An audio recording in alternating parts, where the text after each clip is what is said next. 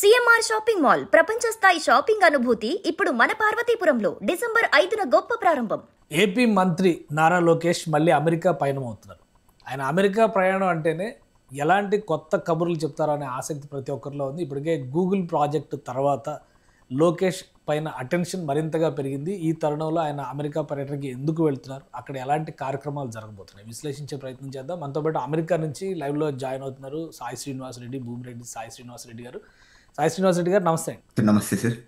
ఏంటి మళ్ళీ లోకేష్ గారు వస్తున్నారంటే చాలా అటెన్షన్ ఉంది తెలుగు రాష్ట్రాల్లో, ముఖ్యంగా అమెరికా పర్యటన ఏమైనా స్పెషాలిటీ ఉందా? స్పెషల్ షెడ్యూల్స్ కానీ మీటింగ్స్ కానీ మీకు ఏమైనా ఇన్ఫర్మేషన్ ఉందా దానికి సంబంధించి? ఎస్ సార్, మాకైతే కొంచెం ఇన్ఫర్మేషన్ ఉంది సార్. ప్రస్తుతానికైతే like right now he's representing, అంటే ఒక పార్టీ కార్యక్రమం లాగా కాకుండా అంటే state of Andhra Pradesh government represent చేస్తా వస్తున్నారు సార్ ఇప్పుడు. సో ఫస్ట్ మనం చూసుకుంటే December 6th అంటే మీట్ అండ్ గ్రీట్ అనేది పెట్టారు తెలుగు డయాస్పోరాతో. అంటే సుమారు 8,000 నుండి 10,000 మంది, అంటే ముఖ్యంగా ఈ ప్రవాస భారతీయులు, ముఖ్యంగా ఈ తెలుగు రాష్ట్రాలకు చెందిన వాళ్ళని కలిసి అంటే వాళ్ళ సమస్యలు తెలుసుకొని, అట్లనే ఈ ఆంధ్రప్రదేశ్ రాష్ట్రం అంటే ఫ్యూచర్ లో ఎలా ఉంటుంది, మీకు ఏమైనా సమస్యలు ఉన్నాయి, ఇక్కడ ఏమైనా మీకు ఏమైనా సమస్యలు ఎదురైతుంటే దీన్ని మేము ఏమైనా సాల్వ్ చేయొచ్చా అనేది ఒకటి మీట్ అండ్ గ్రీట్ పెడుతున్నారు. మళ్ళీ 8th, 9th శాన్ ఫ్రాన్సిస్కోలోని పెద్ద పెద్ద దిగ్గజ కంపెనీలు లేకపోతే Fortune 500 కంపెనీ CEOs తో కలిసే అవకాశం ఉందని అయితే మనకు క్లియర్ గా తెలుస్తుంది సార్. అంటే maybe like so right now అంటే రీసెంట్ గా మనకి గూగుల్ తో ఒప్పందం కుదిరిన తర్వాత కూడా మళ్ళీ ఒకసారి వాళ్ళ గూగుల్ వాళ్ళతో కలిసి so what is the progress, లేకపోతే సో దీన్ని ఎలా మనం ఇంకా ఫుల్ ఫ్లెడ్జ్ గా తీసుకొని రాగలము అనే దాని గురించి డిస్కషన్స్ అయితే వస్తున్నాయి. అండ్ మేబీ ఈ గూగుల్ దాని ద్వారా కూడా ఈ డేటా సెంటర్స్ ద్వారా కూడా ఇంకా డేటా సెంటర్స్, ఇక్కడ అమెరికాలో ఉన్న డేటా సెంటర్స్ ఇక్కడికి వచ్చి అట్రాక్ట్ అయ్యే అవకాశం కూడా ఉంది అని అయితే కనిపిస్తుంది సార్. ఓకే, అంటే ఇది purely last time CII summit కోసం ఆయన ఆస్ట్రేలియాలో టూర్ చేశారు. ఆ సమయంలో చాలా యూనివర్సిటీలు సందర్శించారు, క్రికెట్ స్టేడియం సందర్శించారు. ఇవన్నీ కూడా ఇక్కడ ఉన్నటువంటి పరిస్థితులు తెలుసుకోవడం, ఏపీలో దాన్ని ఎలా తీసుకురావాలనేటువంటి ప్రయత్నం, ముఖ్యంగా యూనివర్సిటీస్తో అగ్రిమెంట్స్ కూడా జరిగినాయి సిఐఐ సమిట్. అలాంటి యాంగిల్లో చూసినప్పుడు అంతకు ముందర అమెరికా పర్యటన సమయంలోనేమో గూగుల్ విజిట్ చేశారు, ఇంకా ఇతర కంపెనీలు కూడా పర్యటించారు. ఎవరు ఎక్స్పెక్ట్ చేయలే గూగుల్ని తీసుకొస్తారని చెప్పని. సో అట్లాంటి ఇన్ఫర్మేషన్ ఇండస్ట్రీ ఫ్రెటర్నిటీ నుంచి ఏమైనా ఉందా? ఓకే, మాకు తెలిసినంత వరకు అడోబీ సీఈఓతో కలిసే అవకాశం ఉందని అయితే మనకు క్లియర్ కట్ గా తెలుస్తుంది సార్. అంటే నాకున్న సమాచారం వరకు తప్పకుండా అడోబీ సీఈఓతో కలిసి అక్కడ ఏమైనా ఆంధ్రప్రదేశ్లో ముఖ్యంగా ఈ వైజాగ్ కానీ విజయవాడ ఏరియాలో సో ఐటీ అవుట్సోర్సింగ్ కానీ లేకపోతే ఐటీ కన్సల్టింగ్ కానీ మీరు అక్కడ ఎలా ఎస్టాబ్లిష్ చేయగలరు, సో మీకు ఎలా వైజాగ్ అనేది లేకపోతే ఆంధ్రప్రదేశ్ అనేది మీకు more attractive, is of doing and speed of doing business గా ఎలా తీసుకొని రాగలము అనేది వీళ్ళని అయితే చెప్పేటట్టు అయితే క్లియర్ గా కనిపిస్తుంది సార్. అండ్ ఈవెన్ లైక్ మళ్ళీ Tesla like so maybe Tesla వాళ్ళ సిఎఫ్ఓ కానీ లేకపోతే ఇక్కడున్న హై అండ్ మేనేజ్మెంట్స్ ని కలిసే అవకాశం కూడా అయితే క్లియర్ గా కనిపిస్తుంది. సో బట్ ఇప్పటికైతే ప్రస్తుతానికైతే ఇక్కడ మనకి ఇన్ఫర్మేషన్ అయితే తెలియదు సార్, అంటే పర్టికులర్ వీళ్ళని కలుస్తున్నారు వాళ్ళని కలుస్తున్నారు అనేది అయితే. But I'm pretty sure like so much bigger news అయితే మనకైతే ఫ్యూచర్ లో తెలుస్తుంది. అండ్ ఎందుకంటే లాస్ట్ టైం మనం సింపుల్ గా చూసుకున్నా కానీ గూగుల్ సుమారు foreign direct investment $15 billion sir.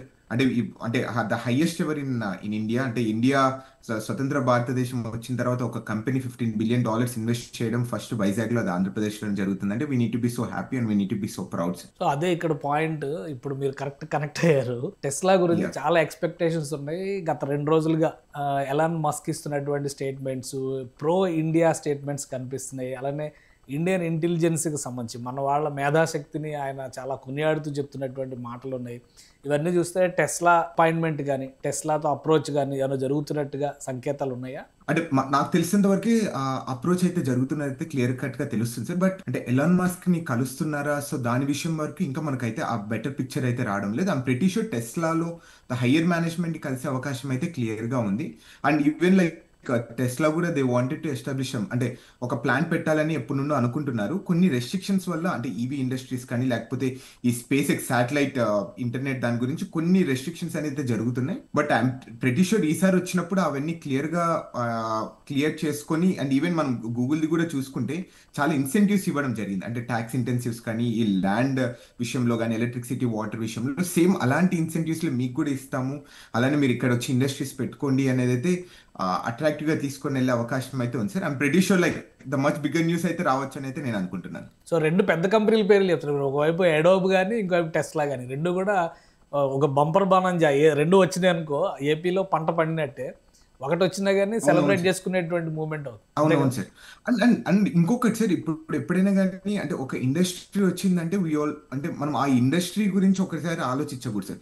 దాని చుట్టూ జరిగే డెవలప్మెంట్ కానీ, దాని చుట్టూ జరిగే ఎకనామిక్ ఫ్యాక్టర్స్ ద్వారా జరిగే ఎంప్లాయ్మెంట్స్ కానీ, లేకపోతే అక్కడున్న హాస్పిటాలిటీ కానీ, లేకపోతే అక్కడున్న జాబ్స్ కానీ, ఇండైరెక్ట్ జాబ్స్ కానీ విపరీతంగా అంటే ఒక కోటి రూపాయలు ఒకటి ఇన్వెస్ట్ చేశానుకో సుమారు ఒక 2 కోట్లు 3 కోట్ల మైన చుట్టుపక్కల అభివృద్ధి అనేది జరుగుతుంది. సో దాని గురించి we need to move more focus sir.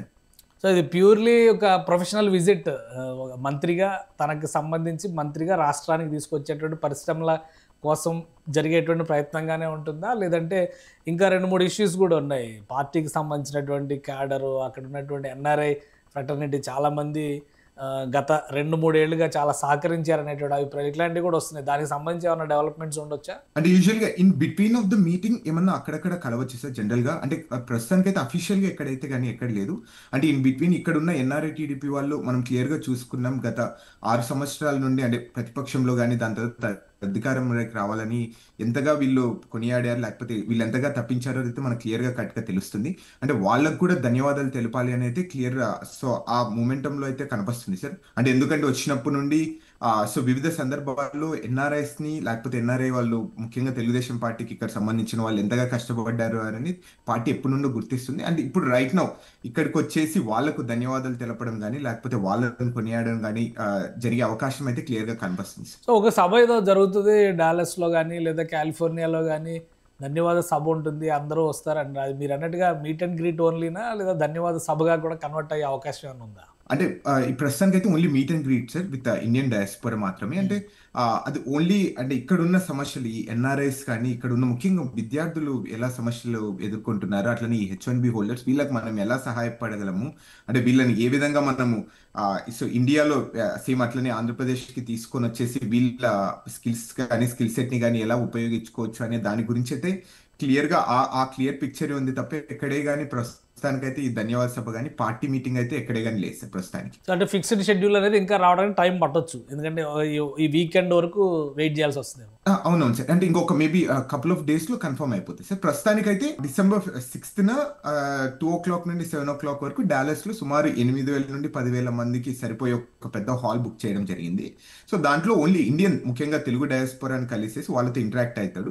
ప్రతి వాళ్ళతో వాళ్ళ సమస్యలు తెలుసుకొని దాన్ని ఎలా ప్రాబ్లమ్ సాల్వింగ్ కి లేకపోతే దాన్ని ఎలా సమస్యలు పరిష్కరించాలనే దిశగా తీసుకెళ్తాడని అయితే క్లియర్ గా అర్థమవుతుంది.